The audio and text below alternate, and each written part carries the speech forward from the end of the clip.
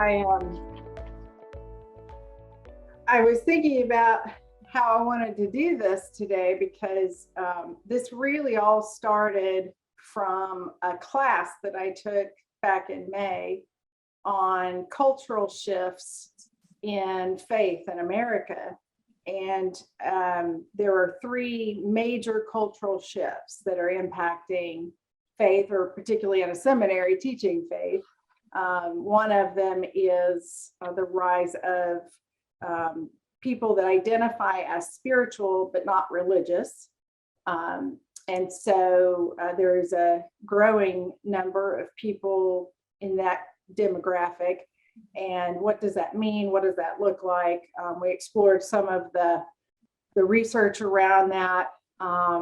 Particularly, I think one of the things I'd say connects these people is they're very much averse to anything that is divisive. And I find that interesting because these people run the gambit in terms of their own faith backgrounds. But the spiritual but not religious can go from anyone who's more into the metaphysical part of their spiritual life to somebody who just, the inherited traditions that they had growing up don't work for them anymore, and they're just no longer involved. So you can see there's quite the gambit on that. So that is one group. And then there's another group that is the smartphone generation is kind of what we were referring to it as, but it's how technology is impacting people's practice of their faith. How do we engage with using all these new digital tools that we have and those kinds of things? So that's a second shift. And then the third shift is the rise of religious pluralism in the United States.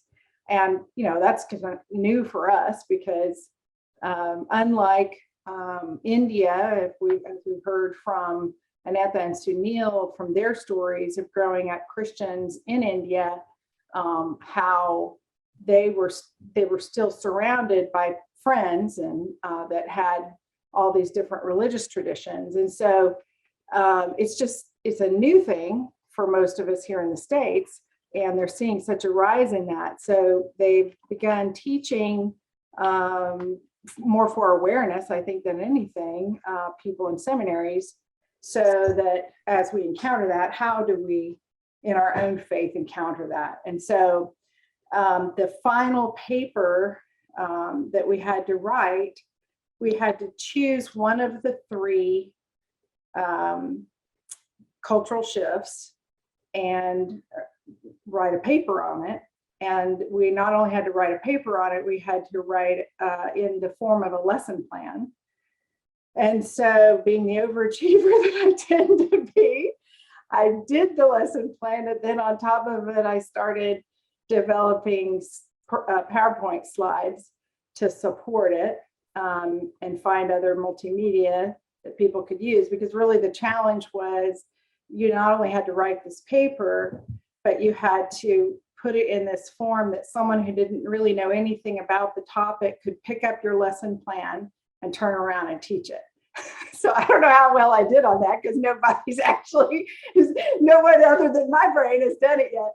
But so I find that today is kind of my first test run.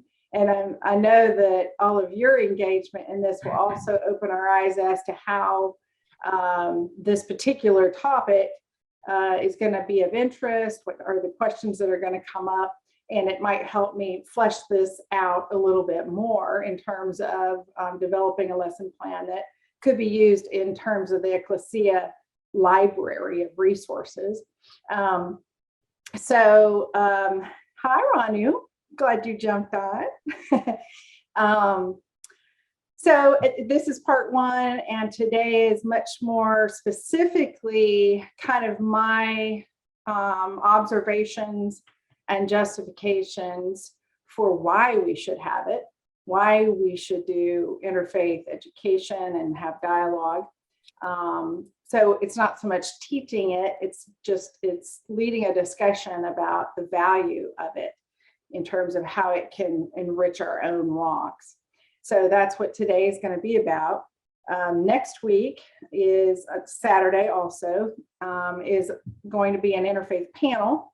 And we're still growing that panel.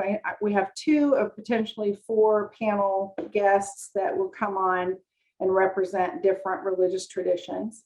So that'll be an interesting follow-up, perhaps, to what you walk away with and what you think about this week from today. So welcome Howard, who's jumping on, and I look forward to seeing you, Howard, tomorrow at the picnic. So I guess we'll go ahead and start. Let me share my screen. What I'm going to do, I'm not going to read the essay in full. I'm going to read parts of the essay that are written as the lecture portion of the lesson. But then we're going to stop throughout, and I'll pose questions for small group discussion. And so in our own tradition of these small group conversations, we will pause throughout and do just that. And so then the other pieces in terms of this paper, there are a lot of references that I am going to share that were things from my own research and study, and they are quoted as to whose paper or whose article they came from. I'm not going to share all that today. If you really want to know, I'm happy to email you a copy of the essay that has all of those notes and bibliography information, and I'll share it with you that way if you want it. But in terms of today, I just figured it'd just be feeling a little bit more like a conversation. All right, let me share my screen.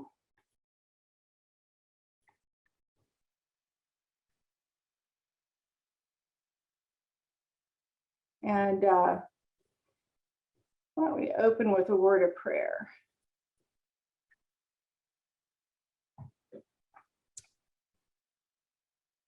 Lord God, divine one of all creation, we come before you today to listen and to think of new ways about our neighbor and about what we can learn from our neighbor, how that can help us grow more deeply in our own walk.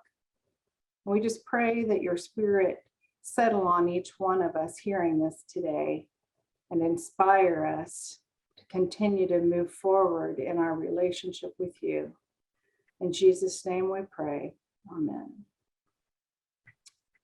So the objective of this is that those hearing this or students that use this material eventually would discover how studying other faiths enables us to better understand our own faith and lays the foundation for more loving relationships. This introductory lesson aims to foster this broader objective, while also practicing steps to immediately begin building interfaith relationships. In Ecclesia, we have the opportunity to listen and learn from those who reject exclusivism of any form. Interfaith relationships are an example of the radical hospitality that also guides the tenets of this faith community. Ecclesia's tenets are based on radical hospitality, complete authenticity, and thoughtful diversity. Through our mission, we have the opportunity to truly love our neighbor as ourselves, but we can begin by listening to understand rather than listening to respond.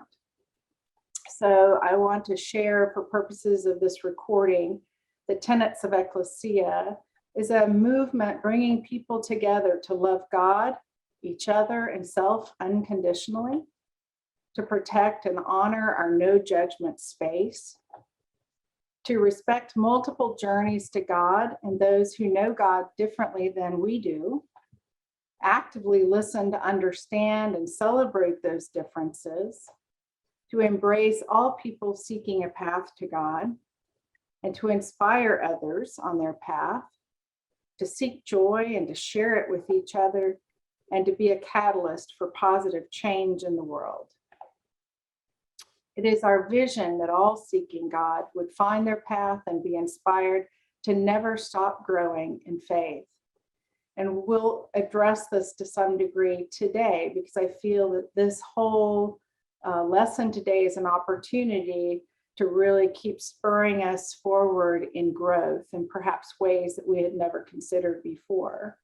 And of course, our mission is to provide an inclusive, judgment-free space for sharing our authentic self and to learn from and be encouraged by our neighbors' faith experiences. So we are meeting the mission in terms of this lesson.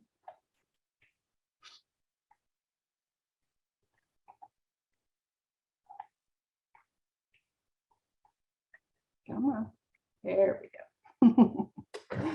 You're invited here to explore how we can meet God through diverse spiritual experiences. And for our purpose, it is not about conversion, it is about connection.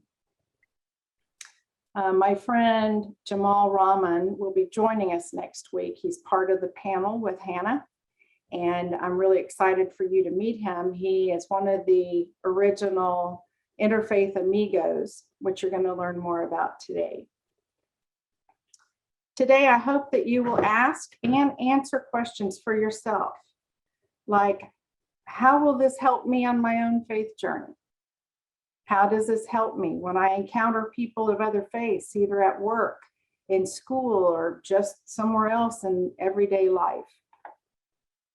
What is preventing me from understanding my neighbor? How can I love my neighbor better? So let's begin by considering the value of interfaith understanding for growing on one's own personal journey. There are two things impacting those of us in Ecclesia: the rise of religious pluralism in the US and our intentionally thoughtful diversity of thought and perspective in our circle conversations. The first is a major cultural shift in our country that is new for those Americans who've never encountered it in countries like India, for instance, as we've heard from Anantha and Sunil. In an article called God Beyond Borders by Alban, 30% of American marriages are now interfaith. And of course, the intersection of people in the workplace and neighborhoods would be even higher. So one question to ask oneself might be, what can I learn from all this? Exploring religious pluralism and its diverse educational opportunities are important for Ecclesia as we walk alongside people on their own path to God.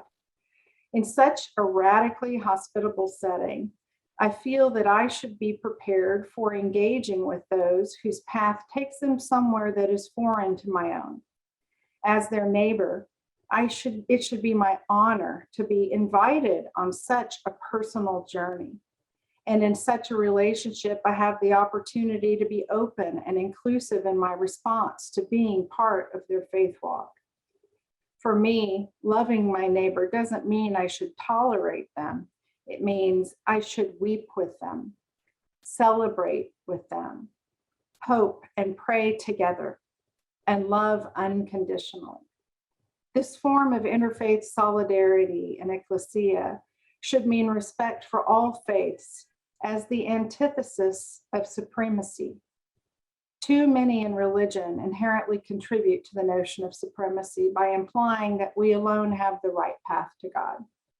And of course, many Christian traditions believe that and teach it, but that doesn't sit well with many other Christians that I know.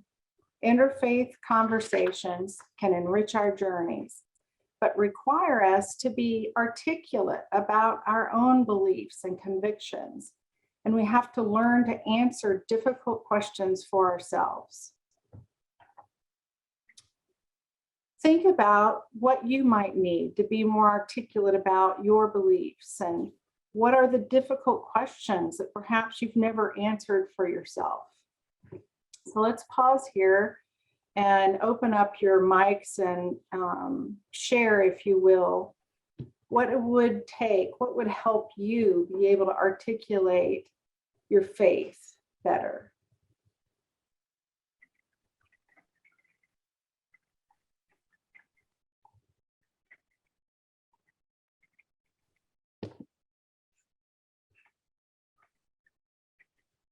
I would say a better knowledge of the Bible, the Quran, any faith books that might help spur conversation with other people. I think you're right. There could be a case in this where we don't know what we don't know. Mhm. So you have to start somewhere. And then in the process, try and see if the views you've had in the past are actually real. Or did you just, find them somewhere or dream them up?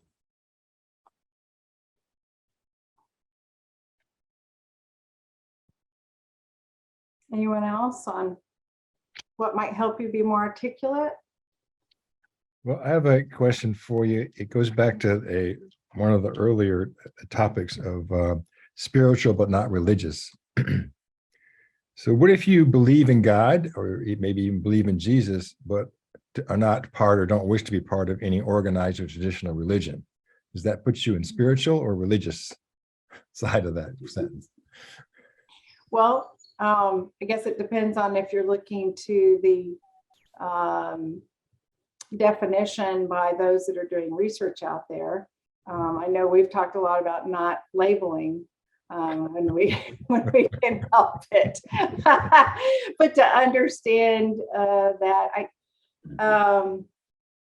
I think if you are spiritual but not religious, you would definitely fit in that group that is probably steering their journey, steers them away from formalities of any kind. They might feel a more direct, akin to the divine in their meditation and their other private practices as opposed to corporate practices.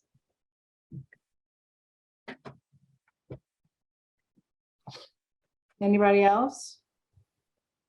Or what are some of the difficult questions maybe that you've never pondered for yourself or you have avoided? I think we all have that. I think one of the biggest questions that I have, and this is just me, is why don't the religions get along? It's a great question. Thank you. I worked on that.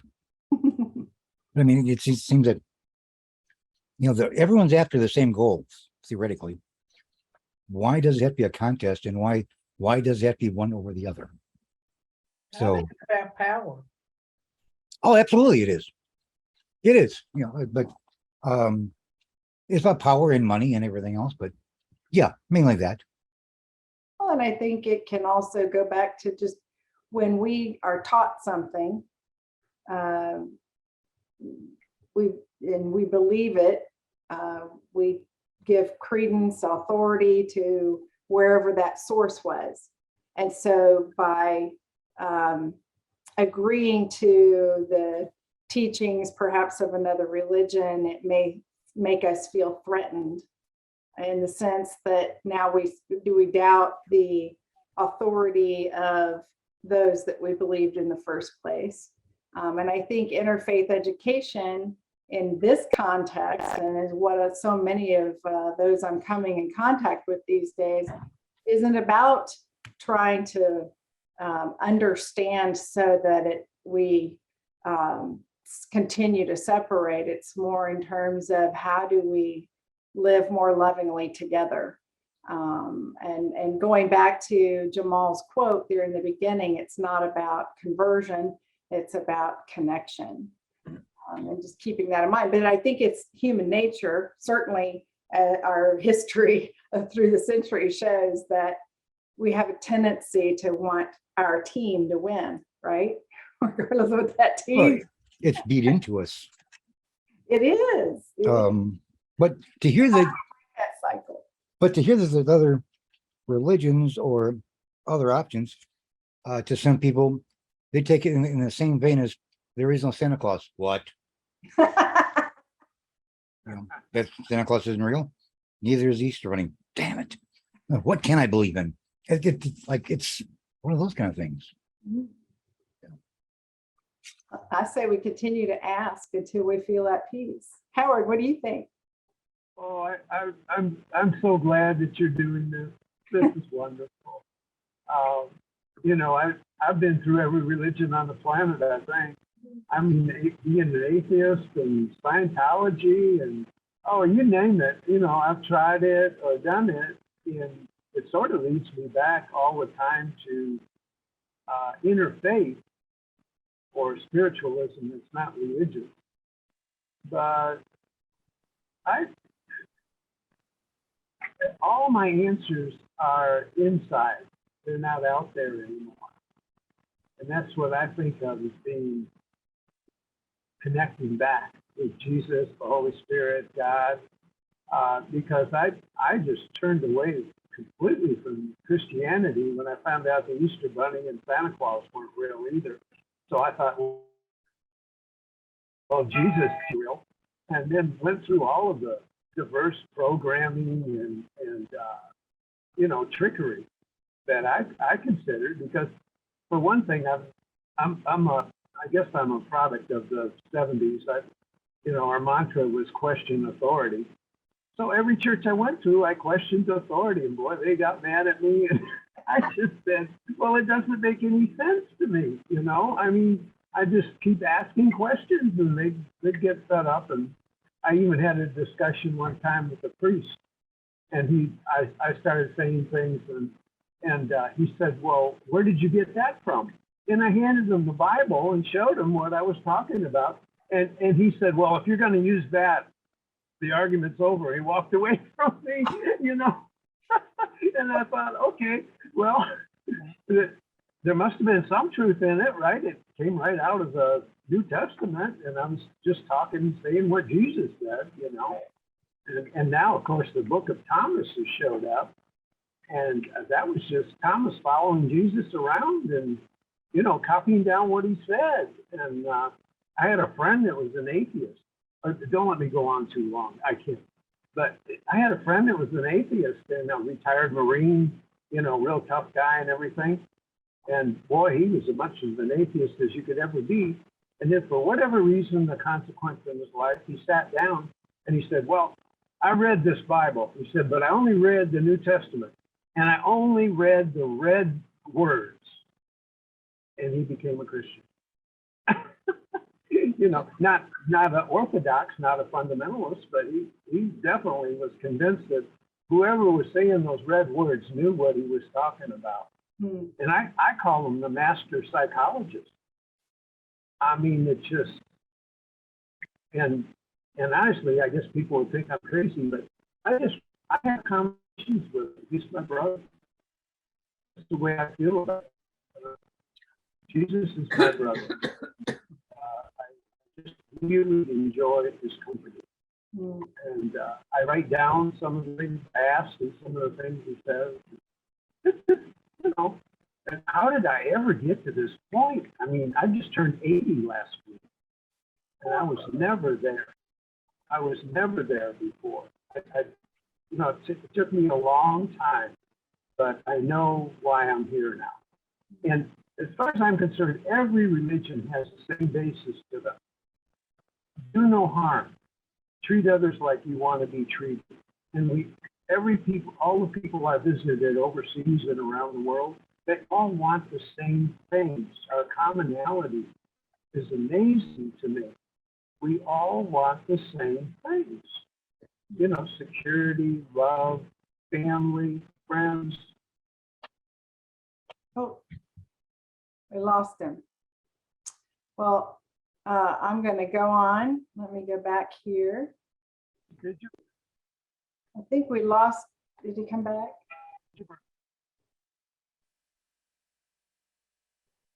No, he's not back. Okay. No, we'll move on. I think this is where we were. The journey of spiritual fulfillment and growth is aided with supportive community, obviously. And if we continue growing, we're inevitably challenged with what we were taught in our inherited traditions, kind of like the guy that Howard was just sharing said the argument was over. And that in itself explains it wasn't an interfaith dialogue, or it wasn't even a Christian dialogue, because he was already approaching it as an argument and a fight. And I think that's really key. Oh, Howard's back. Good.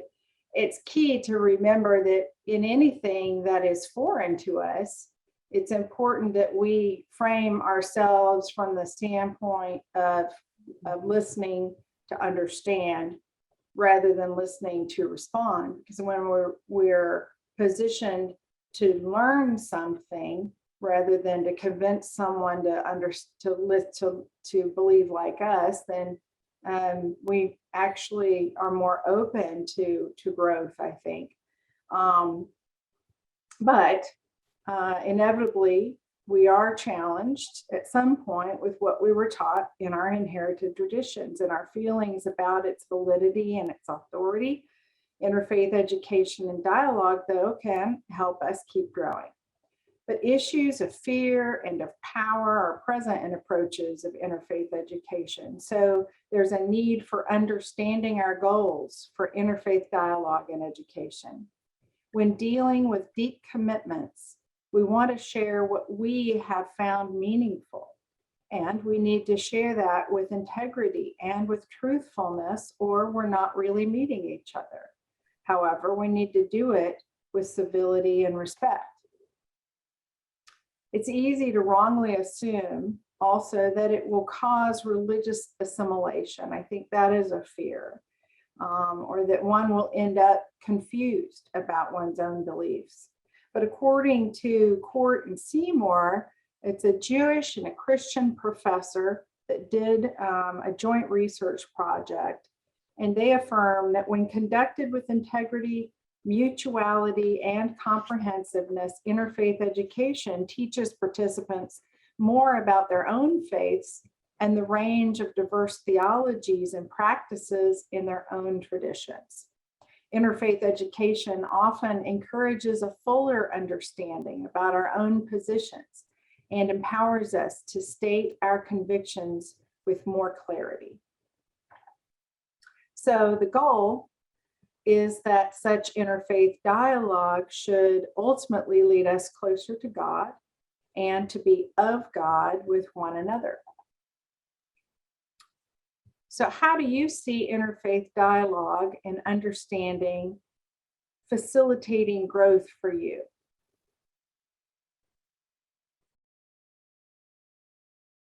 We'll open that up for discussion. How do you see interfaith dialogue, encounters, understanding, facilitating growth for you? I know some of you have had coworkers and other friends of other faiths.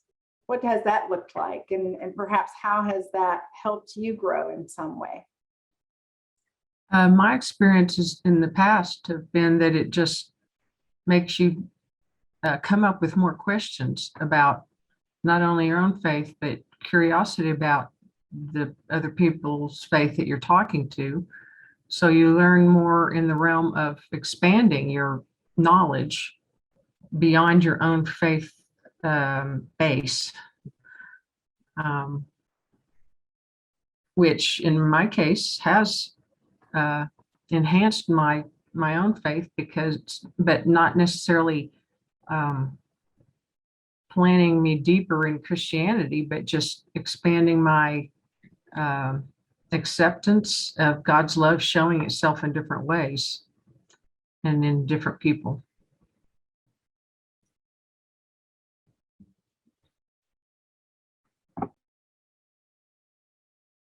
Anyone else?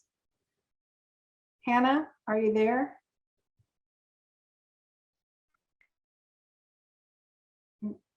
Maybe she stepped away.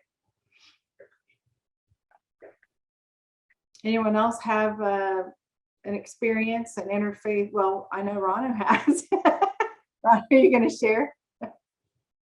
I echo Elaine's comment about where it helps you to maybe dive a little deeper into your own faith, because we really don't maybe know about our own faith unless we've been able to learn about it in our life early on. I'm talking about from a childhood standpoint, even as an adult. But I feel that the growth really comes to see where the commonalities are.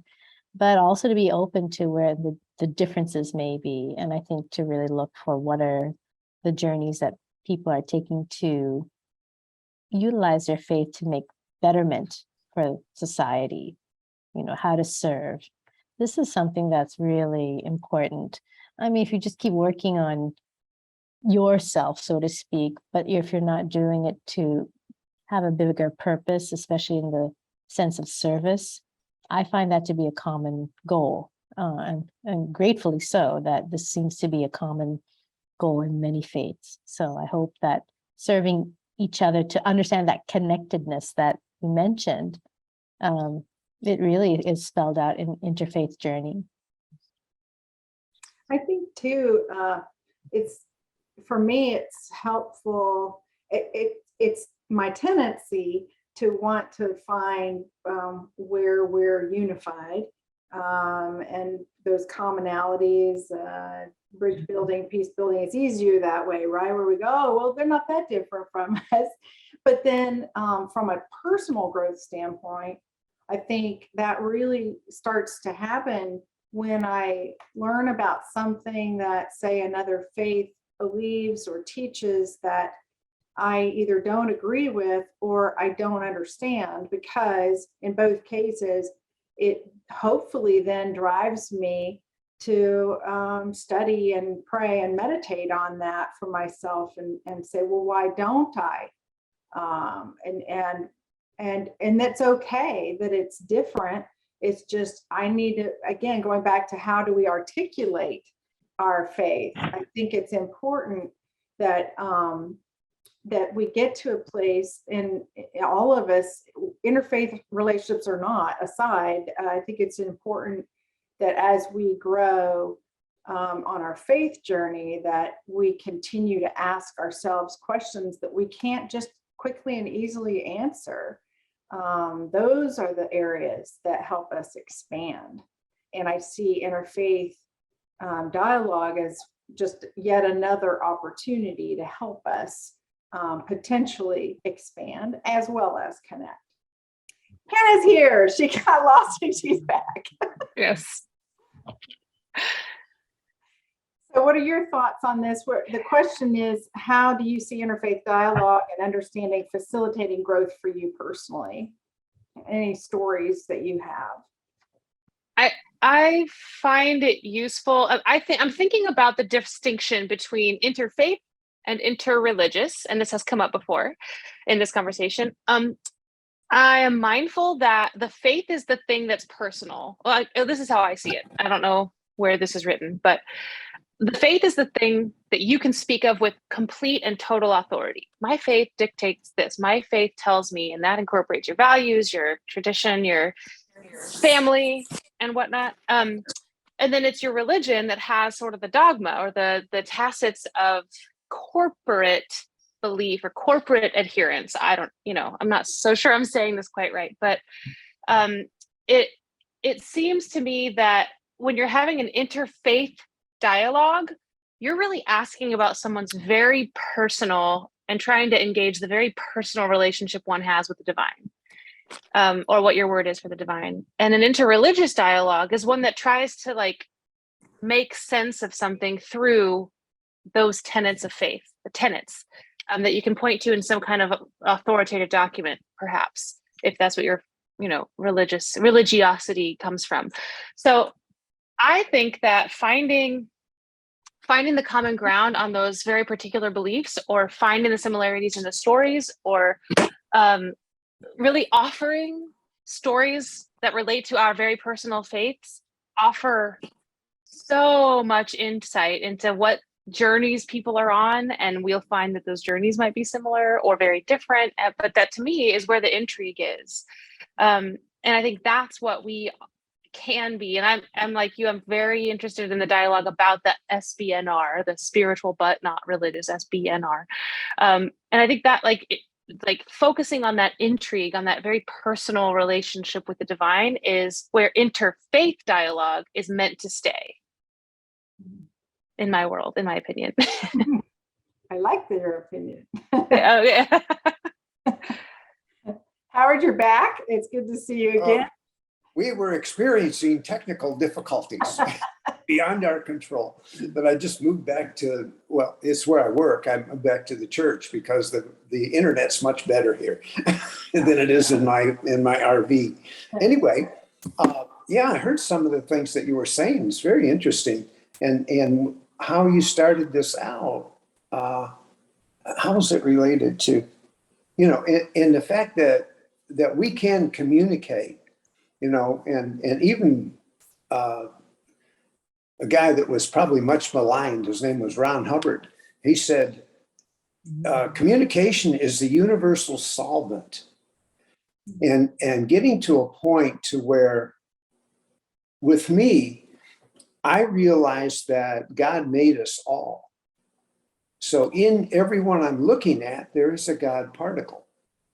And if I address that God particle, we can communicate easily. But if I address the ego or some belief that a person has, which is fine, everybody is on their same path. But this is what I believe, we're all going to the same place. We all want what is very common among all religions to me. Everyone wants peace, they want love, they want communication, they want to have friends, family, and have, after having been through the Navy and the war and different things, that's not what we want. And nobody does. Nobody I've ever talked to traveling around this planet has ever said, fighting is good. And How does it help you grow personally? Working with my mind every day and examining what I would call the split mind, and knowing from when I was, quote unquote, at one point saved, I was dunked in the Thunder Bay River and I accepted Jesus into my life and blah, blah, blah. Okay, well, that wasn't exactly what happened for me. What happened for me, it was all of a sudden, I realized I had two voices in my head. One of them was from a spiritual standpoint that was very patient and very kind and very loving. And the other one just seemed to be blah, blah, blah, blah, blah, blah, blah, all the time, always figuring out stuff, always, we got to do this, we got to do that. You're not a human being, you're a human doing. You've got to do this. You're only as good as your last accomplishment. And I look at it like God looks at me and says, Howard, you're perfect. I didn't create any junk. You're perfect. And that's what I tell my kids every time they come to me with their problems. My daughter will cry and go on, and I'll just say to her, you know what? She'll say, what? I'll say, you're perfect. You're okay. Everything that's going on out there is not who you are. And acceptance and appreciation and gratitude for every person I meet, and using that part of my mind to make everyone feel a little better after I've been around them. Now, can I do that perfectly? No, I get upset too. I do all, but it's just realizing that you've got that split mind that's always operating, and it's our choice. It's our choice from one minute to the next.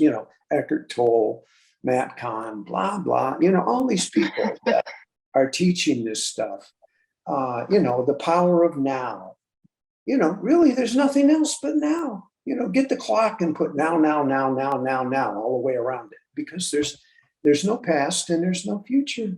We're just here. Yeah. And I love it. The more you do it, the more you practice it, the more you fall in love with yourself and with other people. I don't know how else to say it. It's just in religions and everything that's happening, it's all for the good. Whatever is being made, whatever evil intends, God turns it around. He always will. And there's nothing to worry about anymore. All this chaos and stuff that's going on the planet, just go, oh, wow, look at that. And it's taken me a long time to get to the point to where, now, do I feel this way 100%? No, but it gets better the more you work on it. The more you watch your mind, be the awareness unit, be the observer. And when your mind is saying things that you just kind of go to yourself, that doesn't make any sense. I don't want to do that. That might be harmful. Hannah? So thank you, Howard. I love what you're saying, and I love that you've taken the time to sort of let us into your faith, and you've given strong statements about your faith, and this is why interfaith dialogue is really important. You said the statement at the end of the day, or I might be abridging. At the end of the day, what it comes down to is we're all going to the same place. And that's a theological statement, that's a faith statement, and then one might say that's a religious statement, depending on what the doctrine says. And I thought to myself, within this interfaith dialogue, I assume we don't have the exact same faith, which maybe is a healthy assumption. Okay. Within this dialogue here, I'm thinking, that is a powerful statement. We're all going to the same place. That changes how we operate in the world. That changes the decisions we make and how we treat one another. And then I thought, is that maybe my most important? Is that the statement that would maybe become like a priority statement of my faith? And I thought, that's up there. But for me, it's we all come from the same place. And you know what I mean? Like, and it just, because you've offered that statement, I can do the wrestling, and I can do that thinking.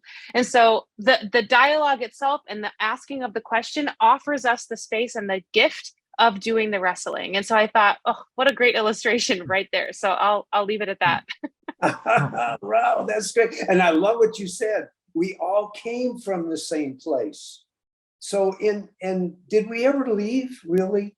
Except by our own choices to say that, we created this or we created that, I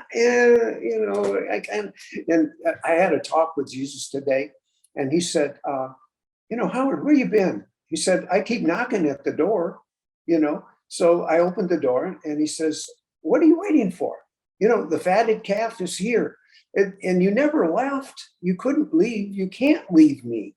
You are part of me. You cannot leave me. And so, yeah, wow, that's where it's all ends up. And no matter what you see in other people and what they're doing, separate that from who they really, really are, from what God made, and not what we've created on our own and messed up in a lot of ways. But it's okay. It's still okay. And when I look at my daughter or other people, and I go into judgment and criticism, I can stop for a minute and say, I've done that. I've done that. I've done all that stuff, And then I go back to Patrick Swayze. I love watching movies, and Roadhouse, and when he's being patched up, and she said, do you always win? And he said, nobody wins a fight. Do you want to be happy, or do you want to be right? It's easy to preach this stuff, especially, with you guys and what you're trying to do here. But boy, when you go out there and live it, that's when we have to support each other. Right. Yeah, that's when we have to say, yeah. It's interesting.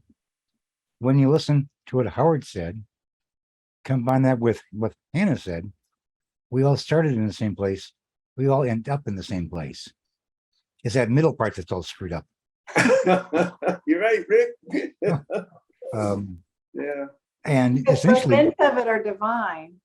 The Sorry? middle of it, because both ends of it are divine, the middle of it is all us getting in the way of it. yeah.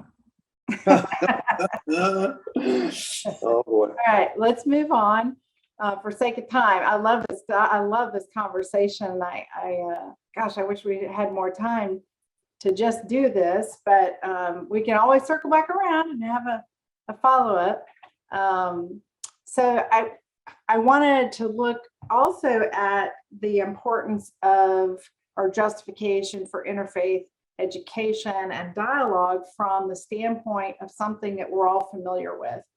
The story of the Good Samaritan. And you may not have thought of this as an interfaith story, but I argue that it is. Jesus broke down barriers that divide God's people and separate people from God's plan of wholeness in the world.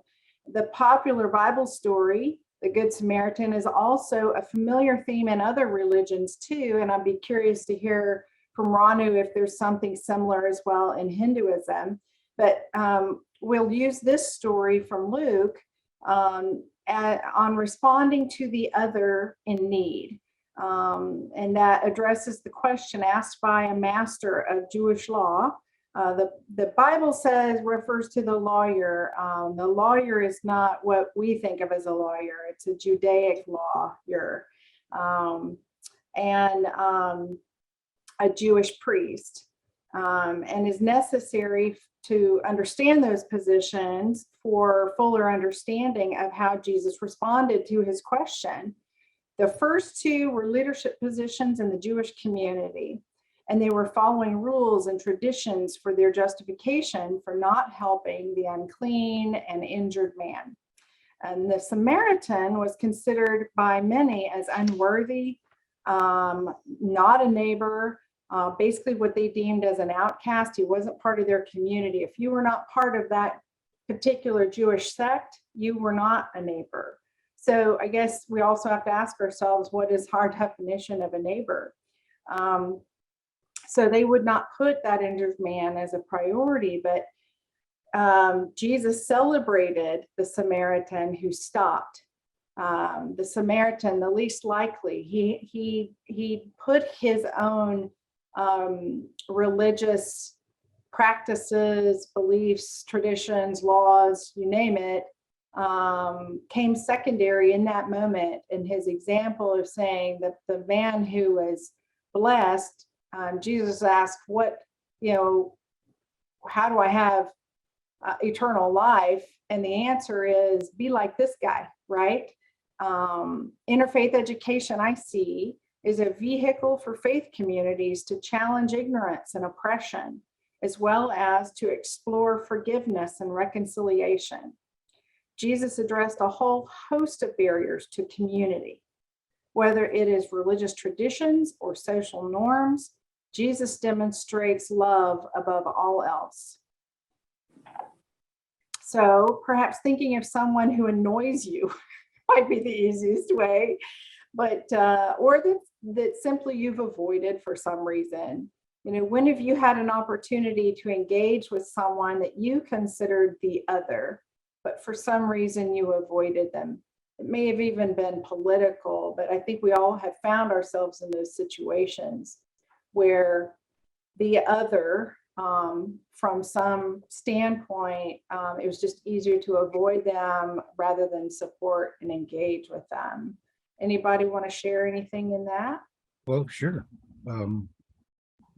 At some point, you run into the other, and you know two things: that nothing that you say is going to change their mind. There will be no open dialogue when someone has already made up their mind, and there's nothing you can do to change their mind because you don't believe a thing that they do. So as far as they're concerned, you've got no credibility. So why should I or us irritate and get ourselves whipped into a frenzy for something that won't change? Well, if we're not talking about changing their behavior, perhaps. No, just a dialogue. Respond. Yeah, but just the idea that, again, no matter what you say, won't change their response in the dialogue. Right. So, Agree that. Mm-hmm. so at some point, it's like, well, then what's the point? Well, when is it your issue and not their issue? Turn it around so that has there been a time that you can think of that for some reason you would rather have avoided somebody than engaging with them? Sure. And you passed up the opportunity. That's the challenge, is how do we get ourselves over that hump? Scotch. Maybe so. I haven't tried Scotch. Scotch would be good. I have a quick story. I think this is a very interesting question. I'm actually the one who will avoid because I don't like confrontation, or I think in my mind that it may become confrontational, kind of along what Rick was mentioning in terms of if the mind is made up. Maybe thinking the other, oh, their mind is made up, so there's no point trying to engage. But I'm recalling when, especially early on, when I would be treating a patient, okay? So you're just one-on-one with this individual who's in front of you, and they're kind of at your mercy, so to speak, because I'm treating them. They're in my space, and I have my hands on them. I'm working with them.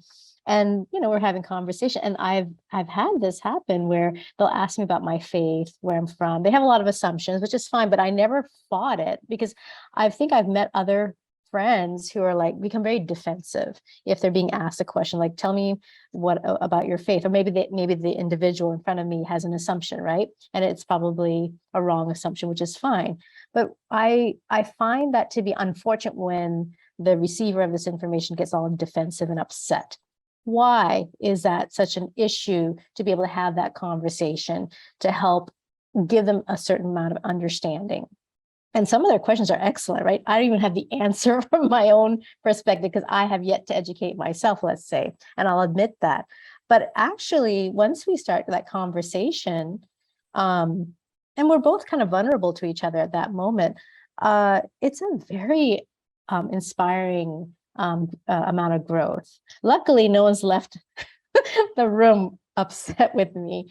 If anything, have a better understanding of each other because they're honestly asking me a question.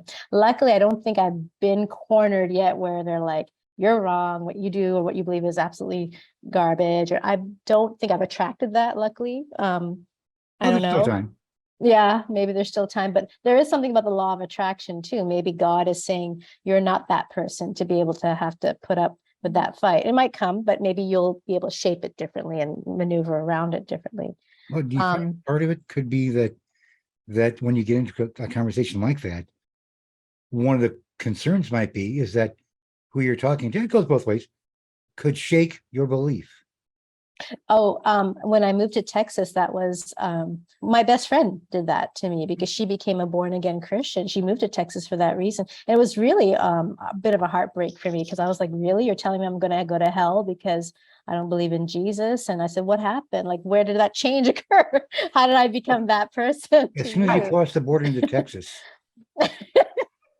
So it was just it was heartbreaking. She was young. We were all young at the time, right? And we just had a lot of maturing to do and a little more of a life's journey. But again, I didn't get upset with her because I understood that we were all trying to figure things out, right? We're all figuring things out in this journey. Can you imagine if I'm getting mad at somebody when you're just asking a question or you're trying to figure things out?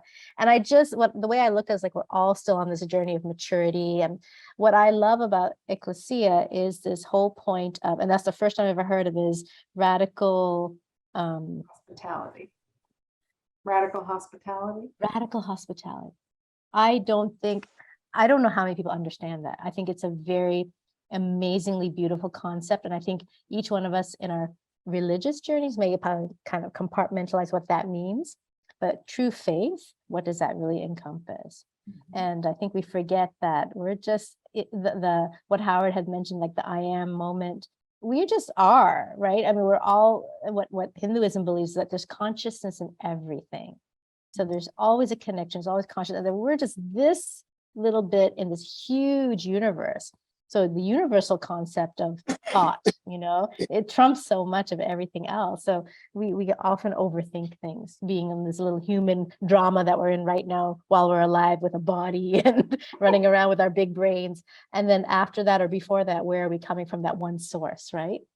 And so it's all this conditional stuff. We've had too much time, I think, to make it up in our heads how we represent ourselves. But if we truly understood that we were coming from one source.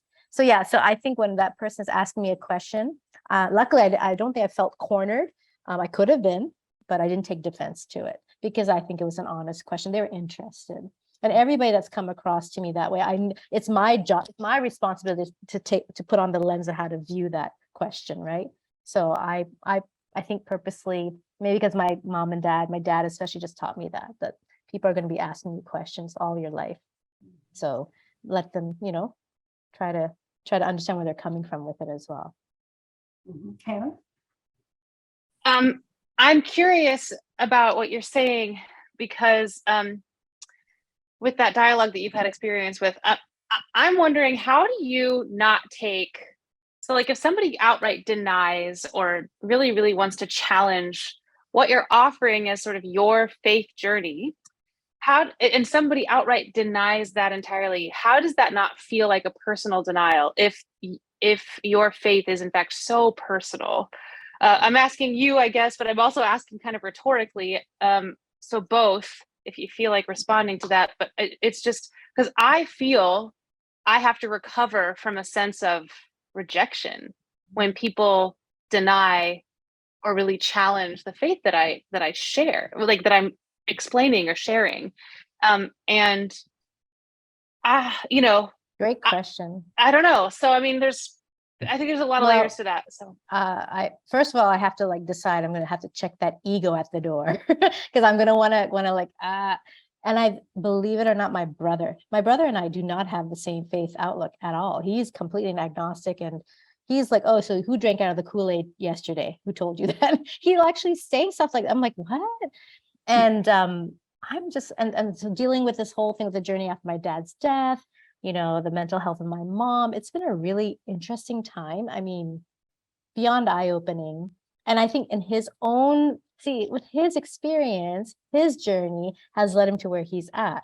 So if he's saying something like, oh, I don't believe in any of that, like, you actually believe in that? So he'll actually corner me. Like, he is one who will try to corner me, just like that, a typical pestering little brother, and instead of taking offense, because he is my little brother, I'm more like, yeah, that's your opinion. That's been your journey.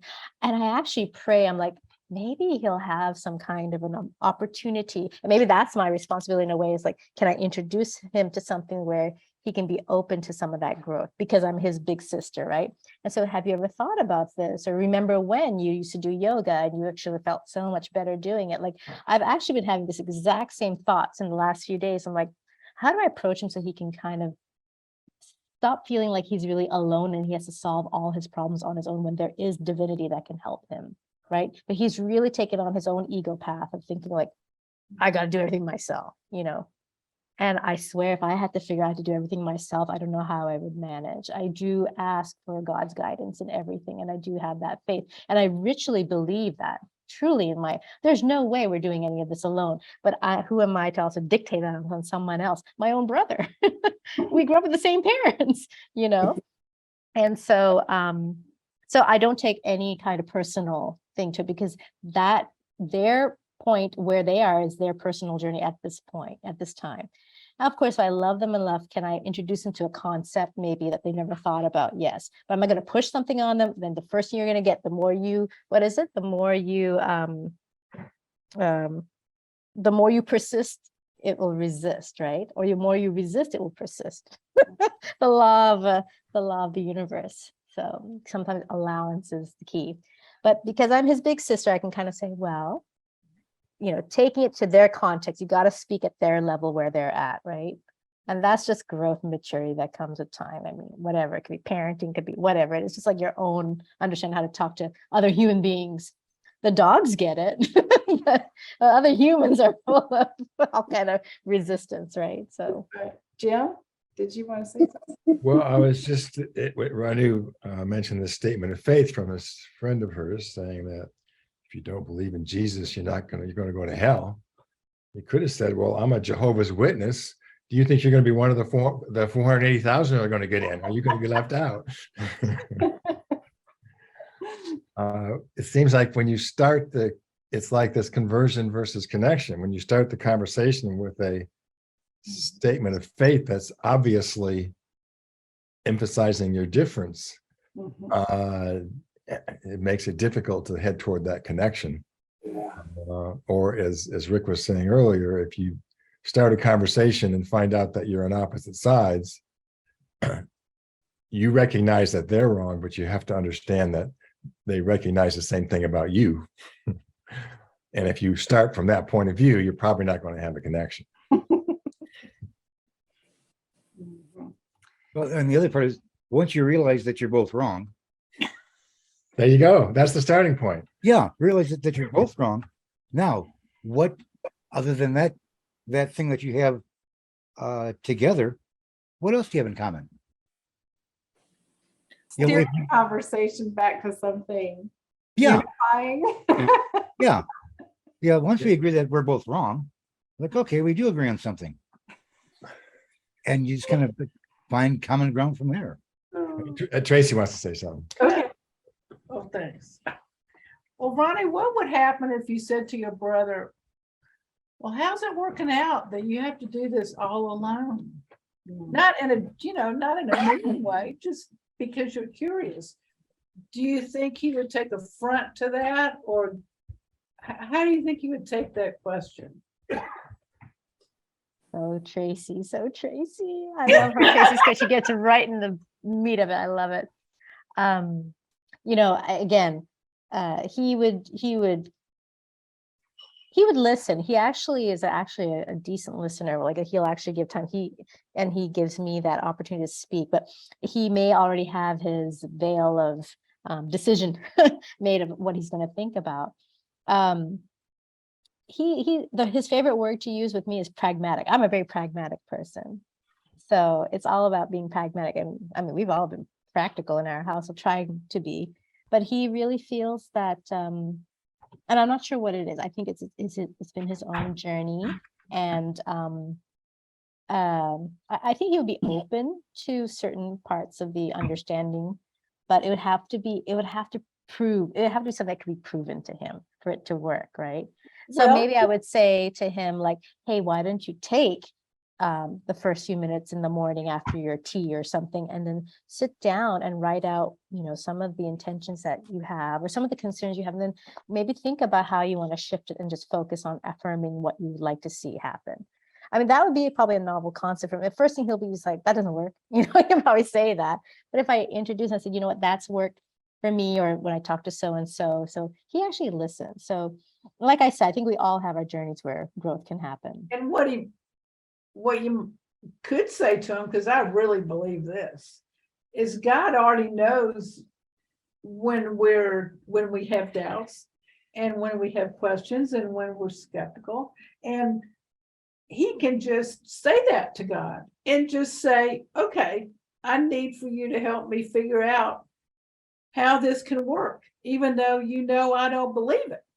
Give me something to work with here. I mean, just pray from the heart and we don't know what's going to happen, but maybe something would happen. It might not be right at that moment, but if he was open, like you say, it could be an experiment. I know. And I don't even know if I could use the word God with him, even though we have deities and God all over. I mean, we are that family, right? And I've done all these celebratory things growing up. But if I use the word God, I think that's not a real thing or a concept, right? But if I were to say the universe works like this, buddy, I mean, it's bigger than that. As you think the universe and think about how deep it goes. And from the Big Bang onward, it's like amazing. You're telling me there's nobody orchestrating this amazing concert every day for millennia upon millennia. And so, but he'll have an answer back from me. He'll say, he'll always have something to counter, but that's okay, because the fact that he's willing maybe to listen and be like, okay, because he also sees what works. He lived in India. He's lived in India, not me. He's the one that lives in India. And so so that was my next conversation I'm going to have with him. I said, what did you and your friends discuss in India? Like all your Indian friends who know about these things. So I'll keep you in. Yes. Stay tuned. Stay tuned. Let me see what I can get from him. But good question, Tracy. Yeah, that's a great segue because language is so important in this. Somehow my video keeps getting jumped around here. Come back to this if I can get it. I've lost my mouse here. Okay. So do you remember how you felt after 9/11? And there was so much suspicion of the other, and racial and religious profiling happening out of fear. In a time when religion still appears to be caught up in fragmentation, conflict, and suspicion, the interfaith amigos friendship, to me, is a beacon to a more compassionate path. I want to share this video with you. It is the emotional relationship of 3 different religious leaders and how they came to be friends after 9/11 and all that was happening. So we'll listen to their story for about 10 minutes and then discuss what is at the heart of their successful interfaith dialogue.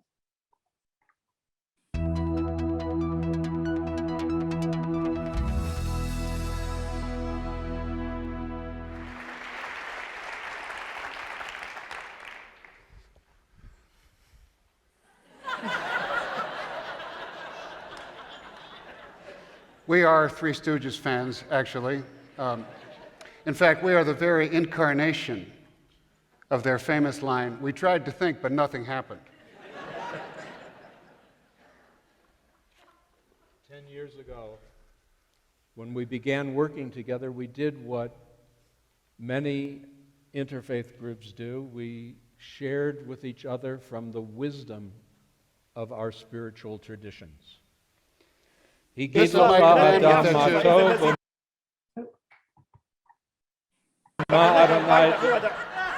Let's try again.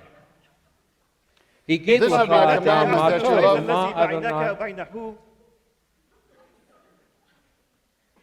That's how it was for the first 3 years.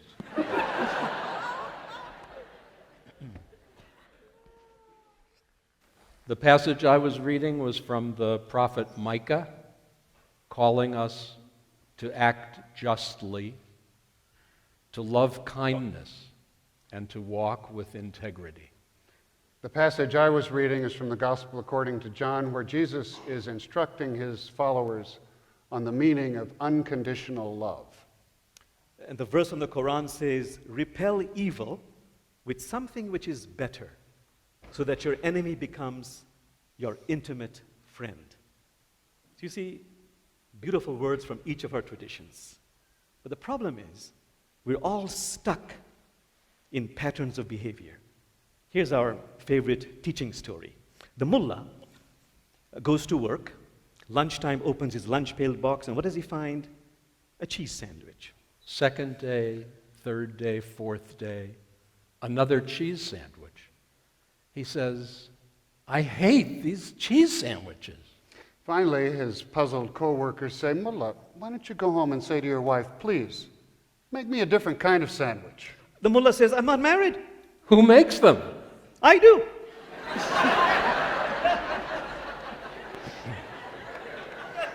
When 9/11 revealed a far more serious kind of stuckness, I immediately called Jamal. I knew him, we had never worked together, and I invited him to share with me at the Shabbat service that week, because it was crucial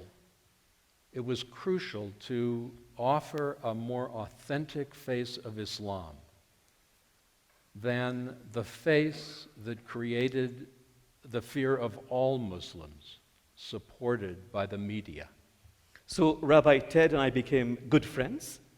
Then we became good friends with Pastor Don McKenzie, and soon I realized that Ted and Don are 2 of the best Muslims I know. We had to shoot them. But of course they missed lousy shots. So I immediately explained that the word Muslim simply means one who surrenders one's attachment to the ego. So as the Quran says, one can bring a heart turned in devotion to God. They understood completely, and we averted a major global crisis. Thanks be to God.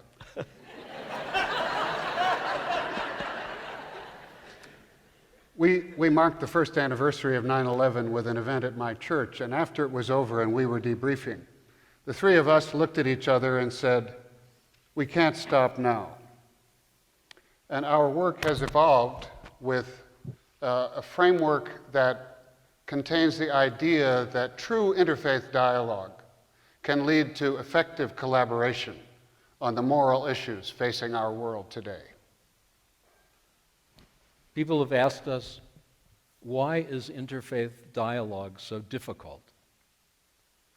And one of the reasons we suspect has to do with the confusion between the particular and the universal. Every authentic spiritual path is an avenue to a shared universal. But that universal is far greater than any particular path. And when the particular path assumes that it owns the universal, when a Jew says, we are the only chosen people, when the Christian says, the only way to God is through Jesus, when the Muslim says, the Jews and Christians got it wrong and we finally got it right, we're in for serious global difficulties. Spirituality is inclusive. Spirituality points to the absolute interconnectedness of all being. In interfaith dialogue, we are able to share with each other the beautiful teachings in our traditions focused on oneness and unconditional love and compassion.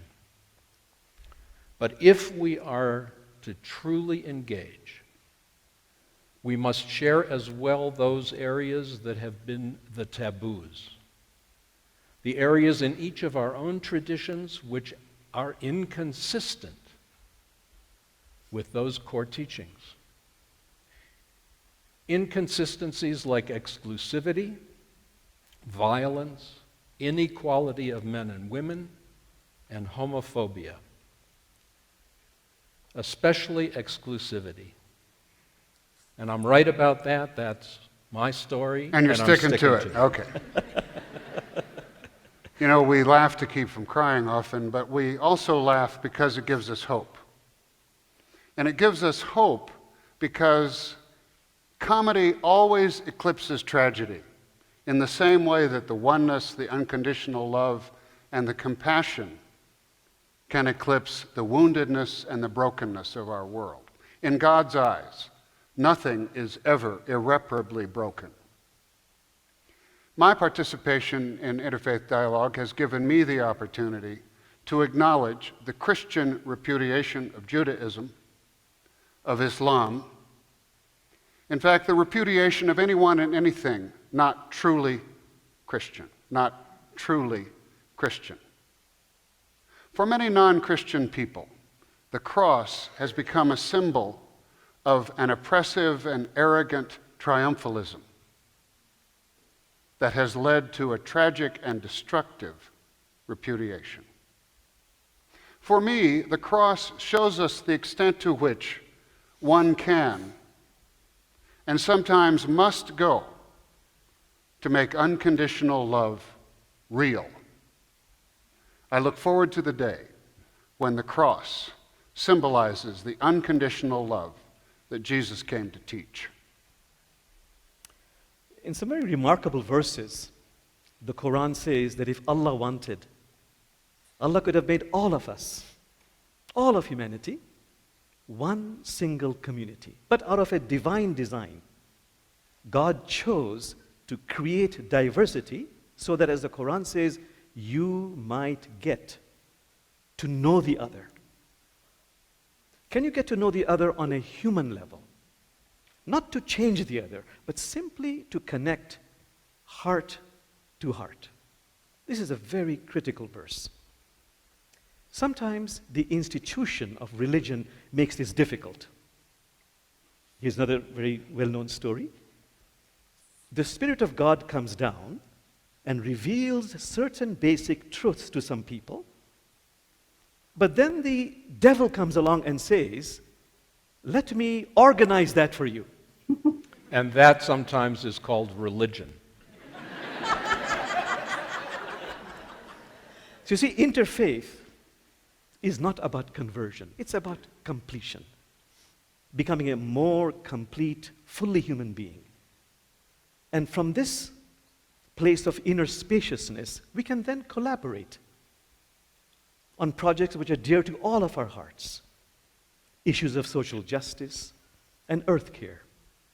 That is why this beloved 13th century sage Rumi says, in fact, he uttered, "Oh God, you have created this I, you, we, they, to play the game of adoration with yourself." Let's play this game of adoration. Our theme song contains words in Arabic, Hebrew, and English. Bismillahirrahmanirrahim. Bismillahirrahmanirrahim. La ilaha illallahu. La ilaha illallahu. Adonai hu ha Elohim hu. Adonai hu ha Elohim hu.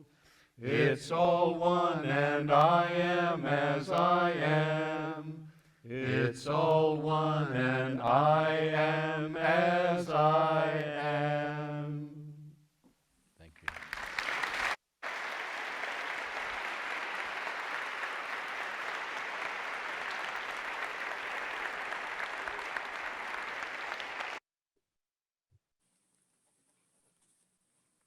Well, what jumped out at you about that?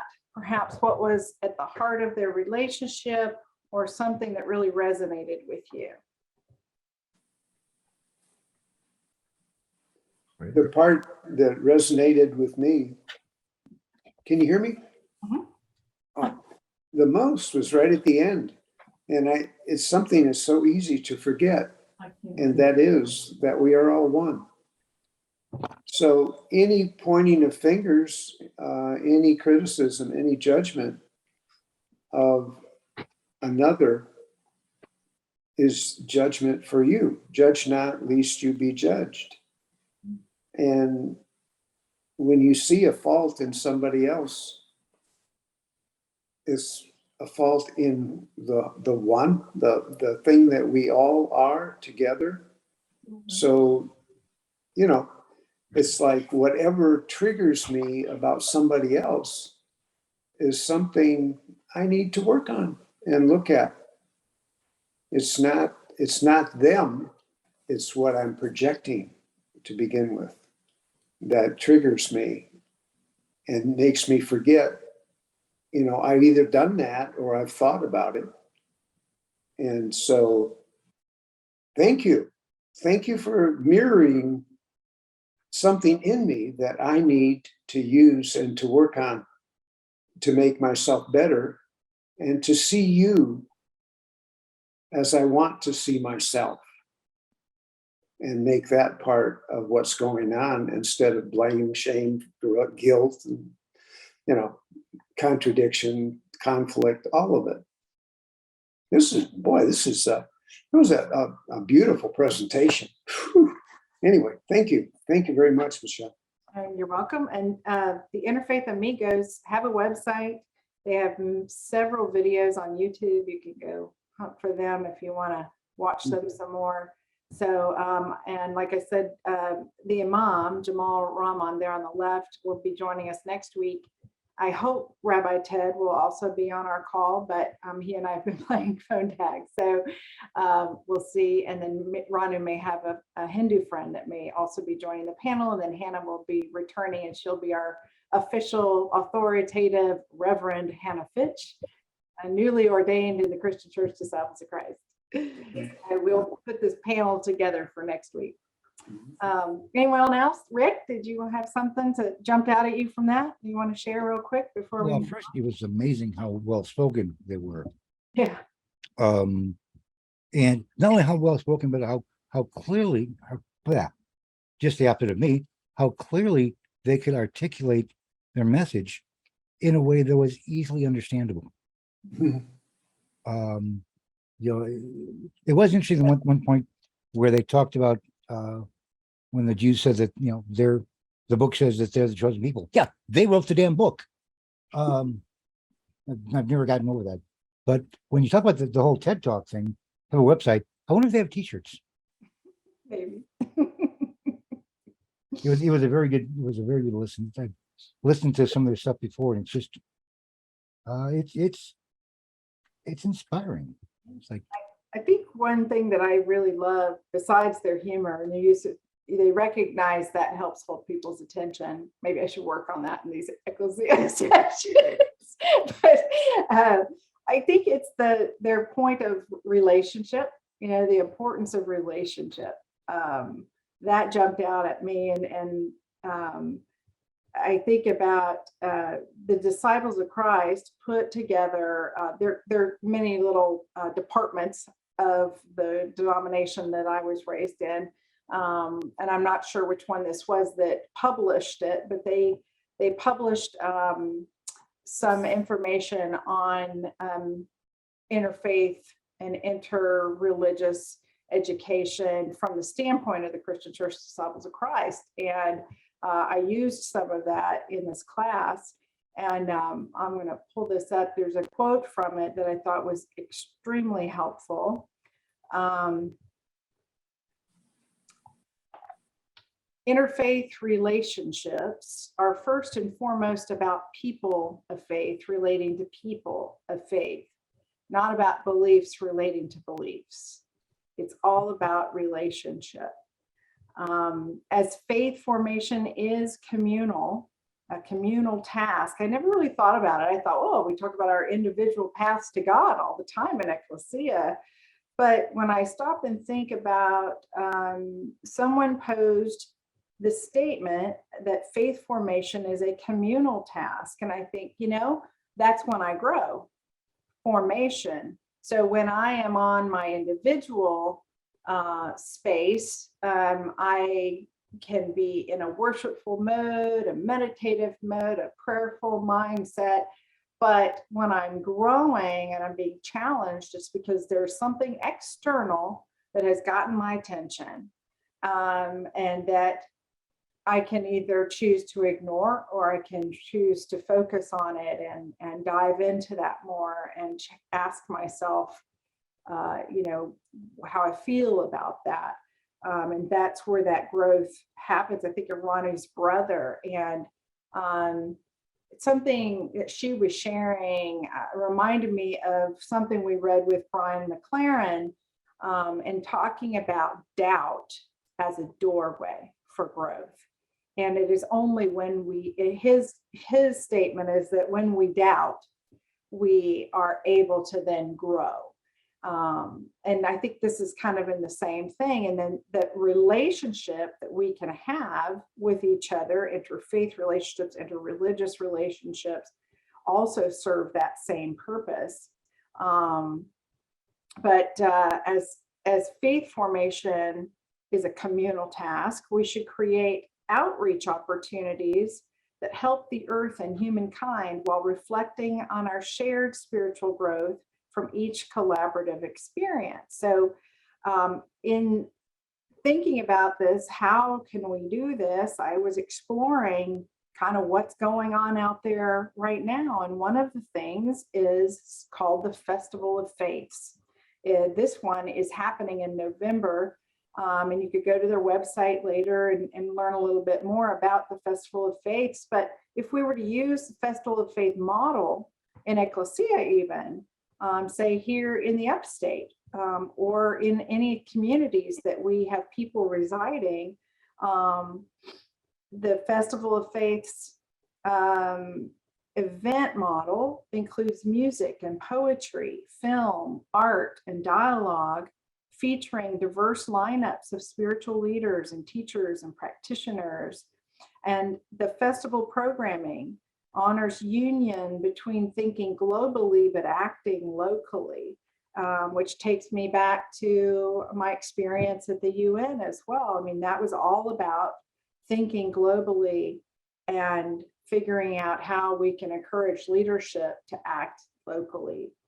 By creating an atmosphere that goes beyond tolerance and respect to deep friendship. Collaboratively, we can strengthen the role of religion in society. The festival could include community outreach projects, communal worship, as well as cultural music and foods, all to bring God into focus through interfaith fellowship. Another practice is simply walking together, like we experienced in the roving listener training that we had last fall. The act of walking in a park or around a block 2 by 2 helps the stories to flow and the learning to begin. Listening to each other is an important practice, and walking with intentionality can help thought open up.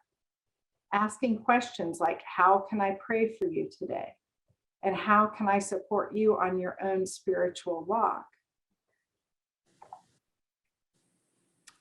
If you were walking and talking, what questions might each partner ask to begin building relationship?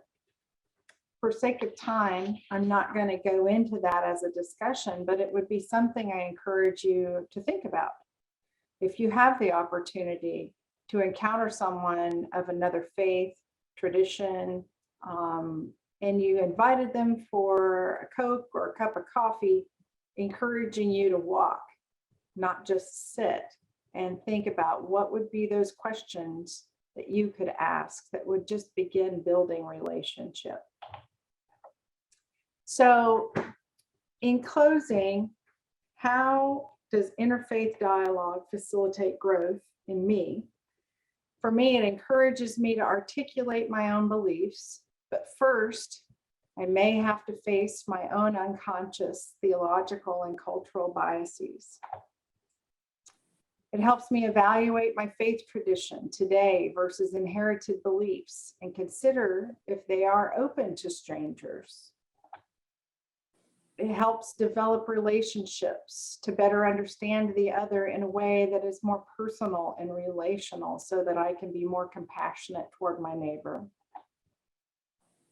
It helps me be a bridge for healing in my community with interfaith educational work as a vehicle to address violence and discrimination based in religious bigotry, ignorance, and misunderstanding. And obviously helps me live the commandment that I love to love my neighbor more fully. Interfaith learning also allows all of God's people to work in partnership on common projects for the common good, to deepen one's own faith and identity, and to recognize shared connection and insights about creation, community, and future. Many traditions tell us that God calls us to care for others as much as we care for ourselves. Today's porous world boundaries due to globalization, immigration, technology, and transportation have produced a climate where religious understanding and misunderstanding lie at the heart of local, national, and global issues. If people of the Christian faith are to be Christ's compassionate heart and hands in the world, and even non-Christians seeking a way to live that honors the divine in all creation, we must first begin by listening to our neighbor and then asking, may I wash your feet? Or in other words, how may I serve you? All right, well, we're out of time. That's all I have in terms of the program, but I want to take a minute and allow you to ask additional questions or share thoughts before we close. Just real quick, when we were talking about the stuff about 9/11 and how the three amigos got together, it was interesting the reaction to 9/11 in Detroit, since Dearborn, the Detroit area overall, has got the largest Middle Eastern population in the country. It was interesting how everyone of all religious backgrounds closed ranks around them. We don't blame you for this. You're not a part of it. This has nothing to do with your religion. We know that. Mhm. And I thought that was very interesting that you know, where people were in other parts of the country, you know, found it very easy to blame anyone from the Middle East or with another religion. Here it is, the largest population that would know them the best, saying, this isn't you. And we're going to protect that and protect you from anyone saying that about you. They already had understanding, sounds like, Yeah. as a community. Oh, yeah. Well, I mean, Dearborn's been there for forever. And there's been, interaction for years, decades between everyone. Another thing that helps a lot is the auto industry. You've got Relationship, right? exactly. I mean, you get people working the line of every color, shape, religious, everything, and they all work together. While they may have their own private thoughts and agendas, they work together, and they work for a shared thing. So it's not that unusual for someone who is Muslim working with someone, Catholic or Christian. When I knew that used to love sharing pork sandwiches because they like the irony. Like, all right, fine. But through that, they found there are much more similarities than differences. Some of them, they all thought their own religious leaders were full of crap. And what they believed because they were too secular. But they all found commonality in their differences. So Tracy wants to add something. This really fits in very well with the Interfaith Justice Network that I've been working with in Greenville, South Carolina since last fall. And there are other cities in the country that have had great success with dismantling systemic racism because of this community organizer that comes in from DART. And I forget what it stands for, but Ronald Smith is working with some small African-American churches, and I've asked if I could go on with him and do some work around that. They've hired a community organizer to lead it, and they've also hired an assistant. And so I'm meeting with both of them next week to find out what it means as we move forward. It's about probably an 18-month process, but it's an interfaith justice network. And the goal is to dismantle systemic racism. And it's around meeting together in small groups with different faiths and also with your own church. So if this sounds like something in Greenville you might be interested in, let me know, and I'll know more about what it really means after next week. I know it's sort of a well-oiled machine in terms of how they've organized this in other cities. And Ronald went to the meeting in Orlando where they had, they gave out the manuals and they talked more about the details. But it's really about what the three amigos talked about, and really about boots on the ground and actually doing an outreach. It's not just reading about it, but it's it's not going to be easy probably, but I sure hope it works. That's all I have to say. So, And you got to start somewhere, oh yeah, yes. A lot of people look at some of our issues, and particularly global issues, and they're like, it's overwhelming. It's like, well, what can one little me do to make that big of a difference? But that's just it. It's like you start somewhere, and working in your community like that, you can make a difference. Well, there are about 20 churches involved right now, but we're hoping that's going to grow. So I'll talk to you more about it, Michelle, and see if it's something that that you want Ecclesia to be a part of. I haven't promised anything. I'm just going to listen and find out more about what it means. And yeah, it'd be good to learn about what the opportunities are. And I know First Christian's a part of that, isn't it? The church First Christian. well, they want to be, but they're waiting till Jonna comes back. She's on sabbatical and has been gone for several months. And so it'll need to go through her and then also their board, and make sure that everybody, is on the same page about it. So Ronald's not assuming anything yet. Cool. Well, It's been great, and I really appreciate y'all joining me on a Saturday afternoon. It was kind of a crapshoot. For how I'd have 2 people show up. So I love you all. And I thank you, Anna, for jumping on and being a part of this today. And you're muted, but I'll invite Hannah to close us today and send us out. And I look forward to more of this conversation in the future, and certainly hearing from our panel of interfaith friends that will be joining us next Saturday, same time, 3:00 Eastern time, Saturday the 13th. And Hannah will be part of that panel. So, all right. Well, Hannah, if you would close us, I'd appreciate it. Great. In prayer? Yes. Or okay. However you want to send us out. Very good. God, we pause now to thank you for bringing us together on this kind of path. We are all taking steps in some direction, and along the way, we hope to walk and talk with our neighbors in community. Help us learn what that means. Help us learn to speak a language that we can all embrace, that allows us to share our differences, that allows us to be ourselves, but allows us most of all to encounter you. Let us go from this place inspired and drawn ever closer to you and your heart that we are all so deeply interconnected with. It is in you, in your name, in whatever name we give you, that we pray. Amen.